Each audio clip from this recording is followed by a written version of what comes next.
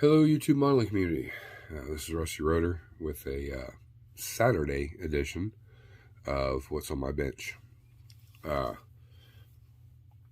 Either later today or tomorrow, or maybe one day this week, this desk is getting moved. Had a lot of things kind of jump up here this week that had to be taken care of. And, life, household, everything's got to be done. So we've not got to work down here as much as we've wanted to. A little piece of sandpaper, I don't want to lose that. I'll show you real quick because it's not a lot. And tell you what my plans are. I've been all week long been fumbling around in my head about this rumble seat in the 32. After talking to Tom, old Tom Rambler 69, on the phone, and he kind of giggled and said, "Boy, that's awfully ambitious." I was like, "Yeah, that's me. That's my middle name, Mr. Ambitious." I kind of regretted doing it, but it's just because it's something I've never done. Some of your guys' great comments and some things I've looked into and kind of figured, what do I have without having to buy anything right now. I do need to make a few orders here, but I've just been not feeling it. So I am slacking a little bit. So I guess we'll jump right into it. So what I've decided to do is, of course, open the back up, make it a rumble seat. And I showed you guys the body work I had to do to get those lines back. They look pretty good. I'll get it up close for you if you guys don't believe me. There's, a couple tiny little spots that I gotta give a little attention to, but nothing major anymore. I do, if you look on the inside here, you can see my strips. These are what's the water gutters to let the water run down instead of inside the trunk. But yet, it's what's holding the trunk up for on the model. I do have to put a little strip across the top still. And what we will do, this is my plan, is to make an actual functioning handle. It'll have to be scratch built, other than the handle itself. I think I have a handle that'll work pretty good. I just got to drill it and pin it.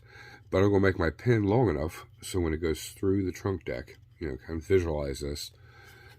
On the inside, it'll have a tab, a bar, and you can turn the handle and it'll unlock, which the bar will slide off the little rain jacket up here and allow the trunk to open, and that's what you'll use to open it with.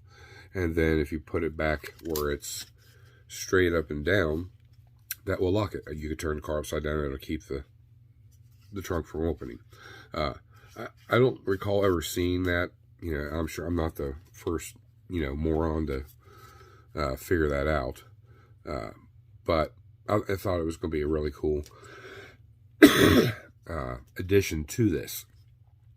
So if you look in here, you can see I got some measurements. This is the pivot points. This is where 3/4 of the space is divided by 1/4 of the space.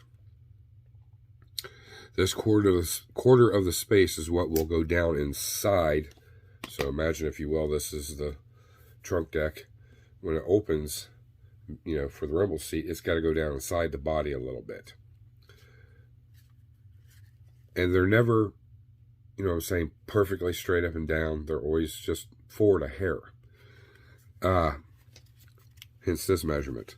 This is 7/16 from the top of the lip right here, where the arrow point is, down to the very bottom.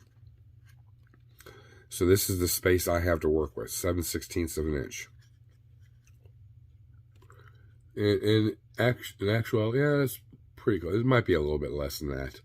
It is. It's probably, that's 7/16. I probably got about 1/8 of an inch or so. By the time I put the floor in, these pencil lines here represent where the floor will go. You can see it's above the frame. But that trunk deck will open and kind of stay forward just a little bit. Not much. I mean, enough to, if you're sitting in it, you push it back for a backrest. And this isn't like written in stone. It's just, these are, this is the pivot point where I knew that it would, it would swing, because it's not a standard type of hinge I'm using. These will be pivot hinge, well, what I call pivot hinges. It'll just be a straight piece of wire going through tube, probably aluminum tube, that I'll super glue in there, and I'll cut the pins to length. I have small sewing pins. I'll probably cut those to length, and then before the body gets married to the chassis and everything, and I will put that pin in there, and I will probably glue it to the tube on this side that's on the trunk deck, and the same way on this side, because I gotta be careful not to get ahead of myself to where I can't get in there and pin it. So I know this has to have a floor, so that floor will get attached to the frame. That will prevent from getting ahead of myself there. And then if I take this, well, yeah, I guess I can. I'm done doing that for right now. So if I take this off, you can see pencil lines down. That's where the rain gutter is, or the supports for the trunk deck. These give me my guidelines to put my seat in between. I know I can't go past. If anything, stay to the inside of the line on both sides. That way it clears these when it opens and closes. We don't want nothing rubbing and breaking something loose. The bottom will be determined once, put that back on there for right now. The bottom will be determined once I get the floor in and I set the seat there, because I'm going to use one of your suggestions, and that was to use, I forgot the name of it now. Here, let me get it. Milliput. So what I'm going to do is I'm going to build a base and add some support to it, and that'll sit where it needs to be on the floor, and that'll get glued to that also. That way, when I marry the two halves, everything will be in place. And I'll have to do some mocking up in between also. And then on the back, those lines, I will ball up some Milliput, roll it out, get it on there, smooth out, and I'll put my impressions of the diamond tufting in the Milliput. And when that cures out all the way on both pieces, then I can take those to paint and get those painted to match the interior, and hopefully, resemble what we have there. I mean, this is a good reference point, for size. You can take that out and you can measure these little diamond tufts so you know what kind of scale to use. And then the holes we are going to carry out. Let me take that back off again. On our side pieces, our panels that'll go in here, I will measure off and I will drill a series of holes from here so you can see it, from basically right there all the way down to where you really won't even see them. And then the face plate here, it'll be solid, kick plate, whatever you want to call it. I'm not worried about the holes being there, but then we'll flock all the inside, except for the seats. The base of the seat, for the base seat, which you actually sit on, it'll be built up, and it may be body color around the bottom of it. I don't know yet. It just depends on how much actual space I end up with. There's not a lot of space in here, guys, and we're talking like 1/8 of an inch. And the overall thickness of the seat is probably going to be like 1/4 inch. So there's not a lot of material there. But either way, and we may just do it all beige. It's the whole seat base. So up here, we will have to, once we get the milliput done, get it all in primer, and then we will paint it blue, the body color. And then we'll have to come back and mask off the blue areas here really good, and then airbrush the seats itself. So, that being said, hopefully, you know, this works. And here's the thing I was trying to get at. So with this pivot hinge, it's going to be a little bigger, be a little bit bigger. I don't want it tight, because you got to keep in mind I've got a tight fit down here. Well, semi-tight, but that would just open up and hit right there where the two halves meet, and it wouldn't open. So the hinge has to be loose a little bit, so when I open it, I can lift it up, pull it open, let it tuck down in there like it needs to be. So yeah, that's kind of where I'm at on this. We're really going to get held up here on really doing anything, you know, over the next couple weeks, and then we're going to be right there at Christmas. So I kind of was ambitious, and my plans of getting the charger done, this done, the Budweiser done, all the other stuff. Did I bite off more than I can chew? Yeah, I always do. But that's what, keeps me going, keeps me busy. I'm not in a rush for anything. I mean, I'm not trying to win a race or anything. So, I mean, even if it took me 3 or 4 or 5 more months, it's, it is what it is. It just slows down what I want to get to. Is it going to stop us on the dioramas? No. I was hoping to start, January 3rd or 4th on the dioramas. It is going to push us back a little bit because we're not going to be completely done in here. We'll be close. Like I said, the main thing is getting this desk moved. Then I got a good idea how far I can bump out the new little desk area. I can get this little desk over here bumped out, get it painted, get everything, start organizing there. Hopefully Lee sends me those racks here before too long. That way I can get all the paint organized. And then it's just kind of getting everything back to organized. And then I can get up here and get the shelves organized better. Right now, my paint booth is so big, it blocks the back corner, so I can't see. That's where all my Mopars sit. So it's kind of hard to see what I got, and I forget what I got. And then I'm out somewhere and I'm like, ooh, I don't think I have that one. I did. It's not done it yet, but I've done it on other models. So, I'm going to show you this one other little thing here. Not that. I hope everybody had a great Thanksgiving. I did. It was very nice. Great food. Still feeling like crap. I just can't. It's between this cold and then, I got therapy twice a week, and then I'm, doing that stuff for my brother 3 days a week. Doesn't leave very much time, guys.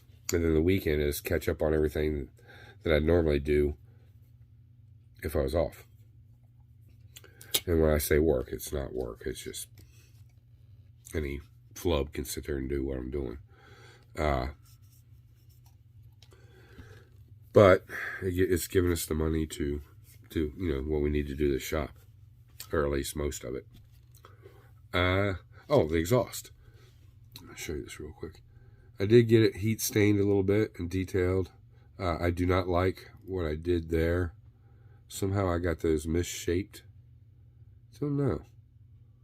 So what I'm probably going to do is clip those right there, and I'll use real aluminum and then polish it out. But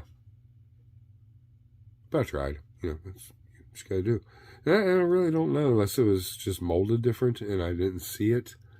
If I sanded too much, I'm lining them up right now.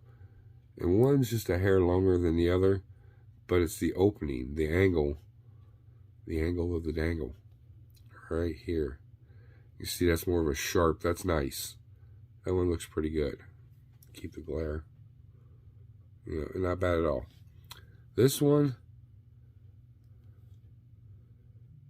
too much. So yeah, to fix that, we'll just hack those off. I'll use some real aluminum tube, and I've got a pair of muffler tips up there. I may incorporate those in. But the rest of it, yeah, we got just enough heat staining where it needs to be. It's not elaborate on every bend, but, you know, it shows the heat this engine's putting off is, you know, it's stainless steel exhaust, so it's gonna stain up the pipes, and just a little bit, and it did. So we're happy with that. I think I showed you. Yeah, here's the aluminum pulleys and everything we're gonna be using. Maybe I got another set that I think we might use, and that's pretty much it. So what we're going to do is we're at 15 minutes. We're going to continue on for a few minutes here, just to touch base before I start coughing my brains out. Everybody's it's going around, you know, holy grail, holy grail, holy grail. Well, holy crap. You know, that's the topic I've talked about already. But it always deserves a little bit more. I've watched quite a few videos. There's some I agree with, some I don't. And it's not that I don't agree. It's not in a negative way. It's just I just don't agree with, I guess, the reasoning or the thought behind it. And that's okay. Everybody's different on how they believe. To me, a Holy Grail kit is not what's unknown. You know, yeah, there's, like Matthew at Model Car Video said, it's hard to pick any one because there's so many models out there that, you know, he hasn't seen or knows of, and he's a wide, diverse builder as far as types of cars.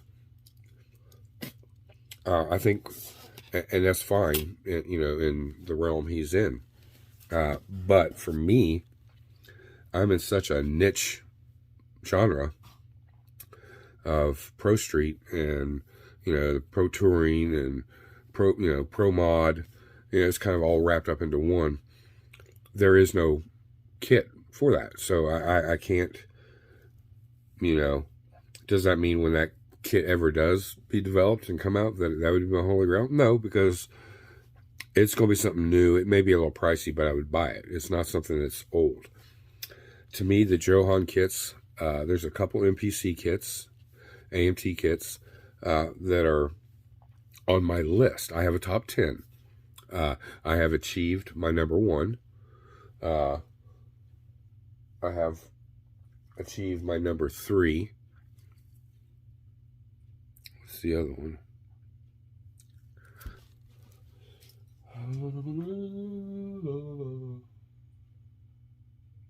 I think I got it too.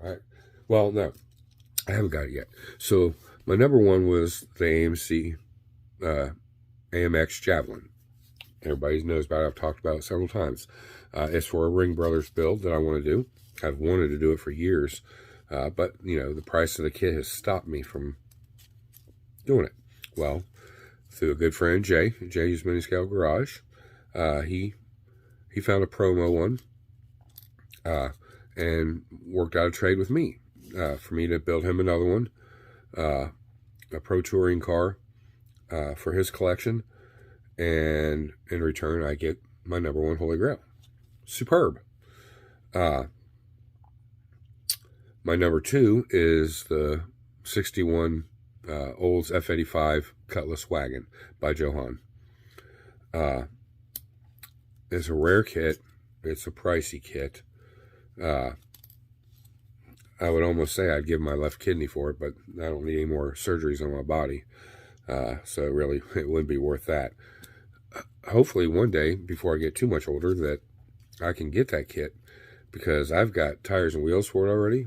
I've got an engine picked out for it already. I got the, you know, tons of stuff already set aside for it. It's just a matter of getting the kit. So now that I've achieved the number 1, that one takes the number 1 spot. My number 3 spot has now moved up to number 2, which is the Maverick. You guys have all seen it's like a gold. It's got the block, the red and blue blocking on the back. It's also a Johan kit. I think it's a Comet or Maverick, one of the two. And then the AMX. That rounds off my top 5, basically. And to me, a Holy Grail is a kit that you are aware of. You cannot obtain it, whether it be it's not available, it's that rare that they don't come around or come up for sale very often, and price factor. If all model kits were $3 or $4, there would be no Holy Grails because everybody could afford to buy them. Whether it's somebody's got a stash or, they pass away and they put their stash up for sale and they were selling for $3 or $4 a piece. That's lucrative and feasible for everybody to obtain everything. Excuse me. A Holy Grail is something that is kind of categorized 3 ways: availability, rarity, price,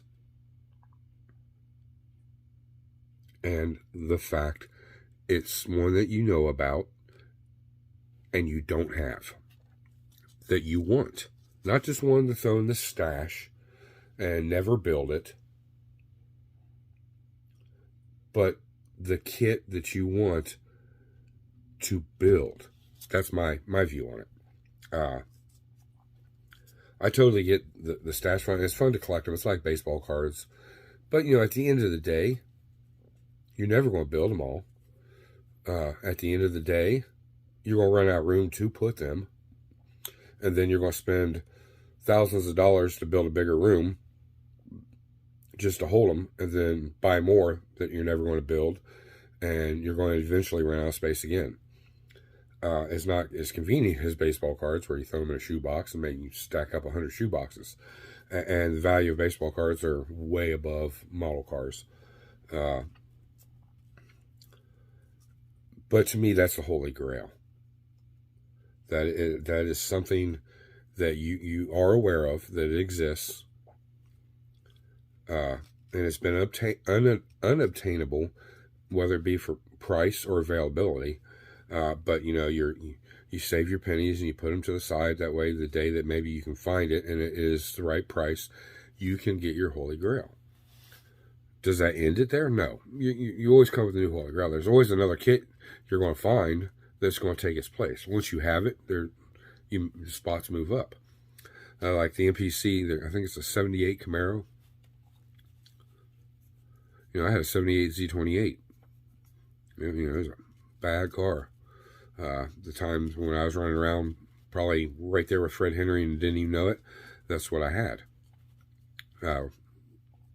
Before that was my Chevelles and Nova, and I think it was it, Chevelles and Nova, and then the Z28.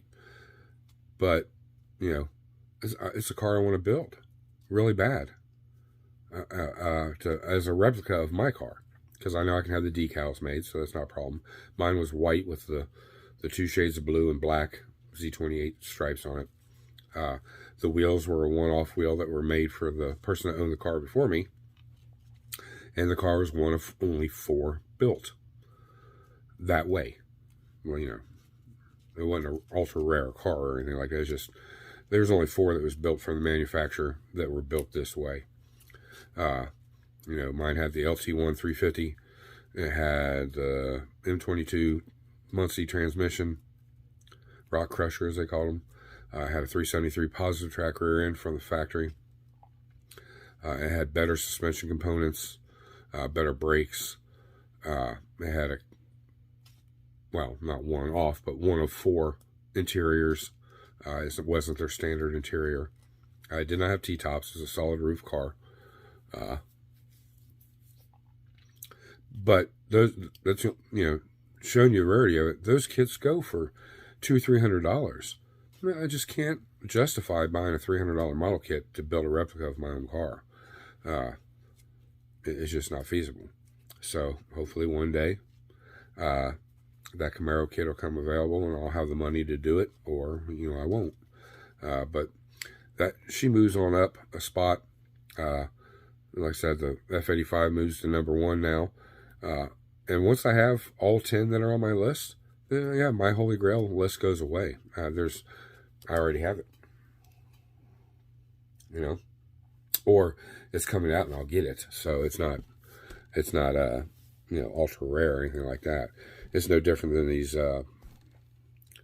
little figures everybody collects, ultra rare and this, that, and the other.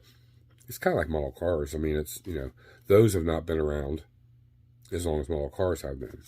I'm not a big stickler on like, I want to collect every model from the 30s. Whenever it was model cars first started coming out. I don't even know the answer to that question. But to me, a holy grail is something that I am aware of. I've tried to get it and failed because either it's price or as soon as it comes up for sale, it's immediately gone, or the bid gets so high, there's just no way. You could get lucky and find one at a garage sale that somebody's not aware of what they have or the value of it. It's a possibility. That's why it's always good to go to yard sales and estate sales and flea markets and antique stores. There's always the possibility. You never know. But that is the holy grail to me.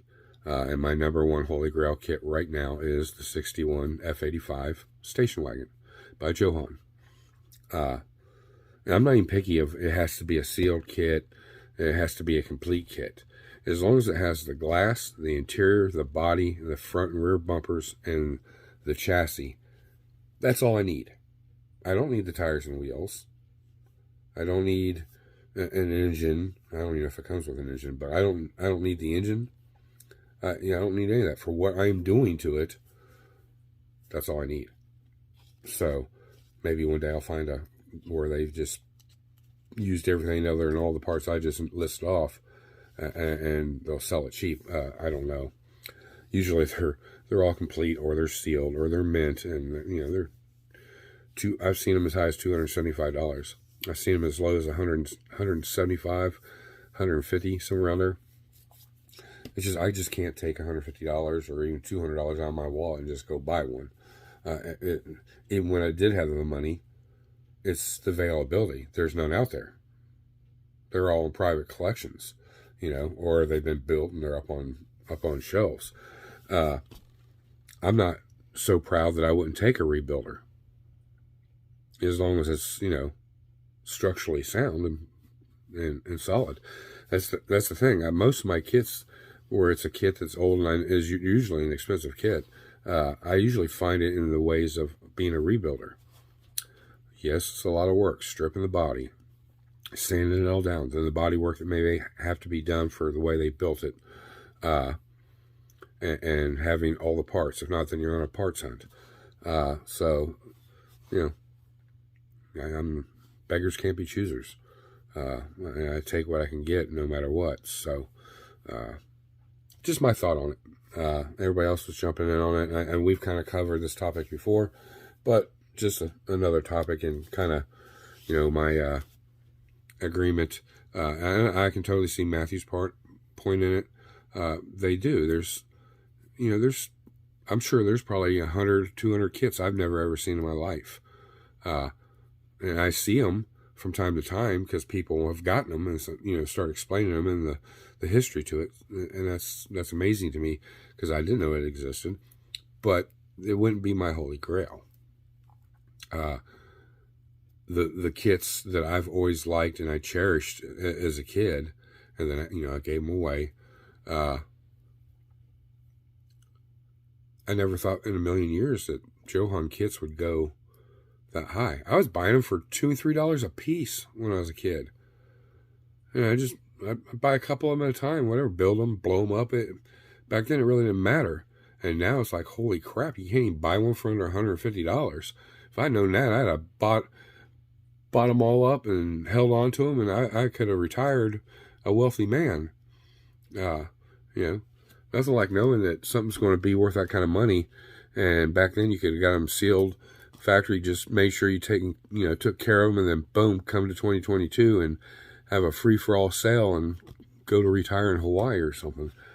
But yeah, that's my thought. Jason at Blue Ox had a really good, strong opinion of them. I've watched a few others, and, you know, like I said, I agree with some I don't, but it doesn't mean, you know, opinions are like assholes. Everybody has one. And what Matthew does works for Matthew, and that's why I watch his channel. And same way Jason at Blue Ox and everybody else. I like the fact that they don't always agree with me. They don't build the same as me. If everybody built the same as me, it wouldn't be much fun watching other people. You know, I think that's why a lot of you guys, especially older gentlemen that watch this channel, you watch my channel because it's, you know, you're older, you're getting back into the hobby, or you're getting into it for the first time, and it's like, you know, I'm an older guy, and I'm showing you things and talking about things, and it's relatable. So, you know, Matthew's got a good grip on what he likes to do, and I like that, because it's like he's not just building 53, you know, pickups or the 48 Ford. He's not just building those one right after the other. He's constantly building something new, different. Ferrari, Porsche. You know, he just got done with that Renault, the old Renault. I can't remember the number, but you know, he likes those big old classic cars. I can appreciate that 100%. You know, watching me build one of those would be like him trying to build a Pro Touring and putting all that, you know, detail in there. We'd both be lost. But do I think he could do it? Oh, yeah. I think Matthew could build a Pro Touring. I think anybody can. Especially your first one out, if you're patient with it and you just work on it little by little. You know, my first successful build as a Pro Touring was the GTX. And it took me a year to build it, because it gets frustrating and you got to put it down and walk away from it, or you're going to make a huge mistake that you can't come back from. Especially when you get into all that tedious little, you know, detail. So we've talked enough. Monday, there don't really have anything. I've got a few things jotted down. I have to go back through my notebook and look and see for topics for Mental Monday, but there will be a video Monday. I'll be down in here working, moving stuff, getting stuff cleaned up and ready to move, all that stuff. So hopefully in the next couple weeks we will have this desk moved, start adding the new sections that we need to add, you know, closing the gap on this one, and then get the new desk built, coming out, which will be my computer station, and then the diorama table. And that kind of really wraps up, other than organizing, which has been way overdue. But I'll bring you along for it. Channel's still growing. I appreciate each and every one of, there it is. Each and every one of you. I'm floored all the time by looking at it. Yeah, I get aggravated if I start going backwards. It's because, you know, you work so hard to go forward, and then all of a sudden you go back. It's just aggravating. But, you know, it is what it is. Mark, down at Hobby Net Models. His link, every video, is always down below. It's just a common courtesy I do. I don't have to do that every video. I do it as a way, as, you know, things I talk about, you guys are on here, and then you think of something or sparks some interest. You can just drop right down there, hit the link, go to Mark, look around on his website. You may find exactly what you're looking for, and pick it up. And in return, it helped you. You got something you needed or you wanted, and it helps this channel by getting great stuff every month or every other month to bring here for you guys to see. Watch my madness in building it. You know, that's why I get called madness. I call it creativity, but and along with everybody else, Ryan Jones. You know, I don't always put his link down below. I usually run it for a while, and then I'll take it down, and I run it for a while. But at the beginning of my videos, they're always up there. You know, Joel Eisman, like I said, he's not a sponsor of the channel, but, you know, he's a temporary.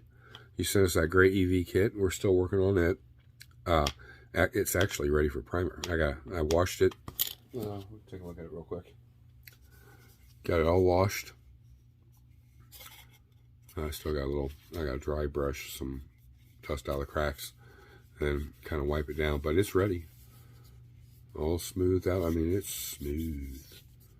And I got the fenders all worked out. So guys, this sanded out really easy. Now there is some discoloration in there, which is what I originally saw, but I'm running my finger across that and that's smooth. And if it's not, the primer will catch it and I'll know that I got to do more work there. But you know, we want to take our time with this. It's a good possibility when I'm done with this, I may send this back to Joel. Don't know why, but we might, or someone else. I don't know. I may build it and finish it all off, and I may put it up on here for auction or something, and see how that goes. Don't know yet. Gonna do something with it though. I'm just not a new car guy. They're cool. I love new cars. Chargers, Challengers, the Mustangs, Camaros. It's just, you know, it's new. I lean towards the old stuff. But this is a great piece for the collection, you know. So it may just go sit in the display case. I don't know. We'll see. But yeah, it's ready for final like dusting and get into the body lines to get the dust out of there and get it in primer. And we may do that today too. That was my plan, to get it in primer today. So that's it with what's on my bench. Holy Grail. Updated. Check, check, check. You guys have a great weekend. We'll see you on Monday. This is Rusty Rotor. I'm out.